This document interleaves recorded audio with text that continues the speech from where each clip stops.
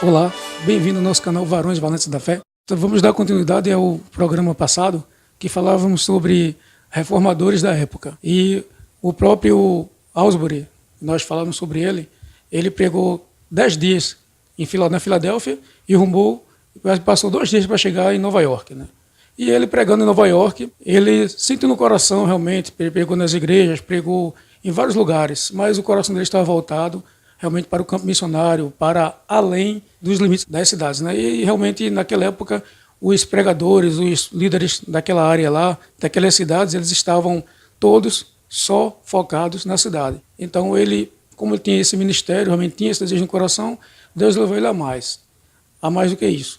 E ele começou a pregar, e o certo é que realmente ele encontrou obstáculos, porém ele pregou. Ele, com menos de um ano, em 1772, ele foi nomeado para ser um dos líderes superintendentes dos Estados Unidos, toda a obra, com menos de um ano. E ele continuou pregando nessa época muito tempo, ele pregou mais 4 anos, mais ou menos. E em 1776, explodiu a Grande Guerra entre Estados Unidos e Inglaterra. Os Estados Unidos realmente, eles queriam, como nós já conhecemos, sabemos, eles queriam independência. E o Wesley, ele enviou uma carta para os norte-americanos pedindo que eles fossem leais, né, à coroa britânica. E nisso o povo ficou realmente descontente. Então eles acharam que o próprio Wesley, os metodistas, eram desleais. E com isso tudo, todos os pregadores, os homens, a liderança britânicas, eles voltaram para a própria Europa, né? E voltaram para a Inglaterra. E nesse meio termo, o próprio Asbury ficou. Ele não saiu. E ele teve que se esconder. Ele não teve para onde correr. Então, ele respeitava muito Wesley, tinha muito carinho para o Wesley, porém, ele não gostou da carta. E ele escreveu uma carta e mandou para o Wesley, apoiando os norte-americanos. Então, o governo pegou essa carta e quando eles leram essa carta, eles disseram, não, mas esse homem não é inimigo dos Estados Unidos, ele é amigo. Então, ele foi liberado para pregar novamente o evangelho. E ele continuou pregando. E ele realmente teve o seu ministério retomado. Ele conheceu um homem chamado Henry Houser, que era um escravo que foi milagrosamente salvo. E esse homem realmente tinha um chamado para o ministério, porém não sabia nem ler nem escrever, não tinha condições. E ele realmente foi chamado por Asbury, vamos comigo viajar? E ele pegou umas viagens com Asbury e ele realmente tornou-se um homem eloquente, um homem realmente muito bom e mais famoso do que o próprio Asbury. Porém, isso não o abalou, não deixou triste. E ele ficava muito feliz, que o que ele queria era salvar vidas, né? Ver vidas salvas ao Senhor Jesus Cristo. E ele continuou pregando, e ele teve, nesse mesmo tempo, um encontro com o presidente, na época, George Washington, um café da manhã, e ele falou sobre o abolicionismo, né, que ele não concordava, e que ele escrevesse uma carta, né, que eles liberasse, né, ele escrevesse a carta e liberando, né, acabando com a escravidão.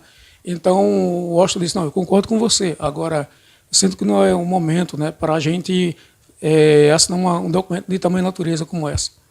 Então, ele continuou pregando o evangelho e Francis, ele tinha um carinho muito grande pelos seus, ele tinha um cuidado muito grande pelos seus pregadores e ele sempre, como ele era um homem realmente que respeitava e guardava o que o próprio Wesley ensinou a ele, ele acordava de 4 horas da manhã, orava até 5. E ele orientava a todos os seus, olha, não casem, para não prejudicar, para que vocês tenham realmente, vocês possam trabalhar para a obra sem empecilho. Acorde 4 horas da manhã, ore de 4 às 5 e de 5 às 6 da tarde. Pregue ao meio-dia. E ele dizia sempre, de 6 da manhã até o meio-dia, leia bastante, com 1 hora para o café da manhã. Leia a Bíblia, leia livros realmente espirituais que possam ajudar vocês. Porém, o Francis era um homem realmente que ele não só falava, ele fazia. Ele ficava feliz quando tinha um dia só. Aliás, uma pregação, 2, 3. Mas quando ele tinha 5, 6, ele ficava muito mais feliz. O que ele gostava de pregar. Ele montava seu cavalo e pregava e saía por aí, saía cidade em cidade pregando. Às vezes ele enfrentava as feras, ele já enfrentou, e com muita coragem, ele enfrentou até os índios. Muitas vezes ele teve que fugir da armadilha dos índios. Às vezes ele, ora andando a cavalo, ora puxando o cavalo exausto. Ele sempre com seu cavalo pregando, orando, lendo, seja chuva, seja dia de sol, a nado, todas as formas ele fazia. Ele não tinha isso com ele. Ele era um homem realmente que amava a obra.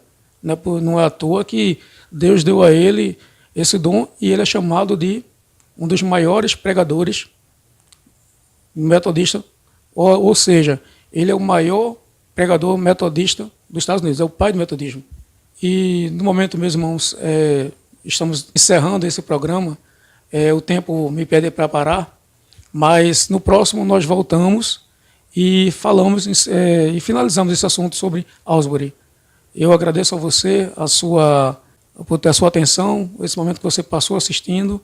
Deus te abençoe e até o próximo programa. Amém? Inscreva-se no canal Varões Valentes da Fé, ative o sininho e receba as notificações.